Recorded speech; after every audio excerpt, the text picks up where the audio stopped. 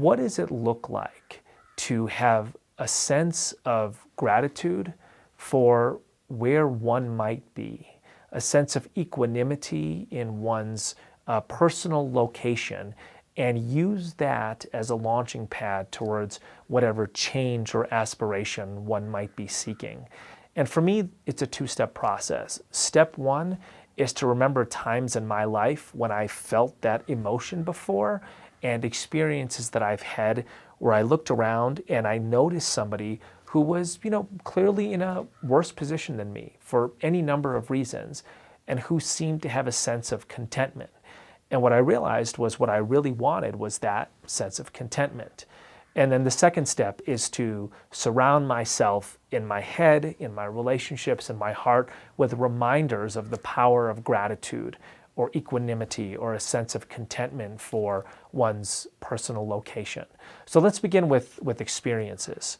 So I remember being in high school, and I was a good student in high school and involved in all these extracurricular activities, and I was part of the mock trial team in high school that won state championships my junior and senior year. And on my team my junior year, I didn't get the position that I wanted to get. I didn't get the lead role that I wanted. And honestly, I sulked. I was petulant as a result.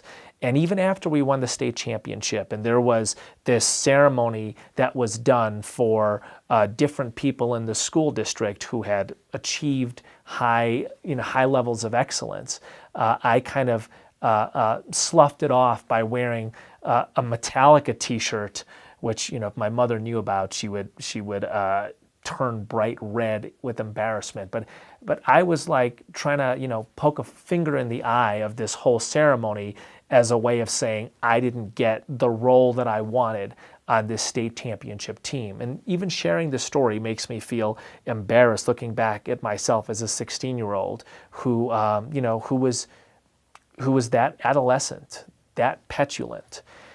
Any case, I'm sitting there, with my Metallica T-shirt, acting like an adolescent. And it just so happens that at that same ceremony where they're honoring, people who'd won state championships and major awards, et cetera, in our school district, they were also honoring every staff member who had achieved 25 years of service. And one of the staff members they happened to be honoring was a custodian who I'd noticed around the school, older, balding white guy, the guy who always had a smile on his face with his big broom. If a student, threw up in the hallway, he was the guy who got the sawdust and poured it over, the yuck. He did custodian type stuff.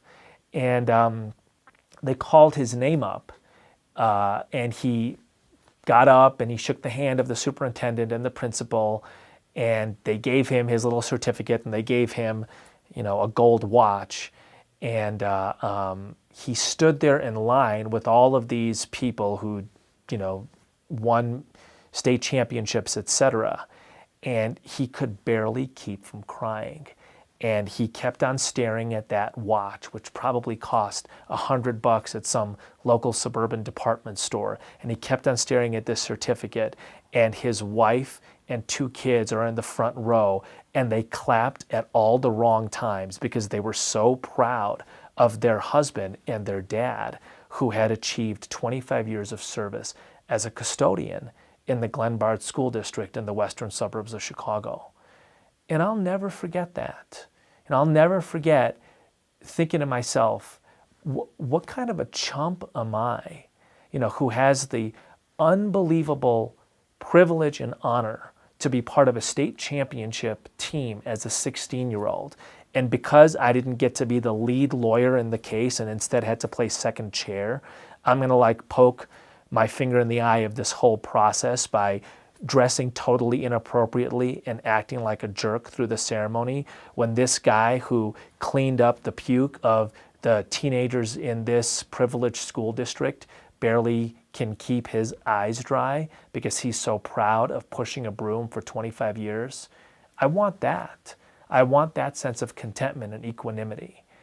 And I am not immune to feelings of envy and jealousy anywhere I go.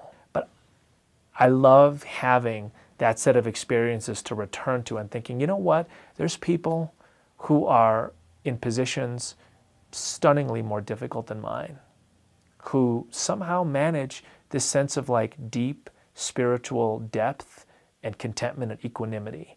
And I want a piece of that. I never want to be that petulant adolescent again.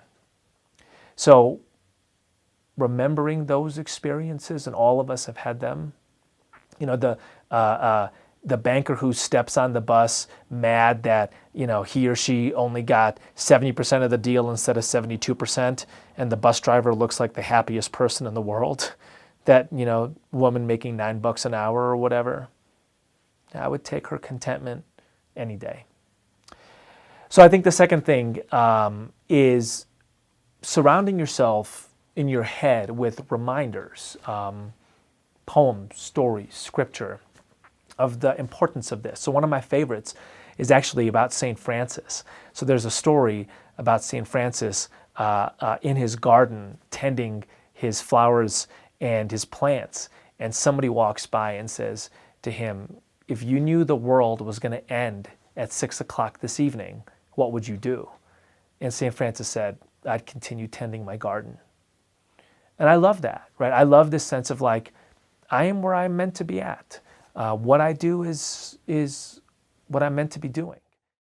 And whenever I feel those pangs of jealousy or envy, again, entirely natural, what are those experiences I've had where people who are in objectively worse positions are showing a sense of mature, almost spiritual contentment and equanimity? How do I remember those?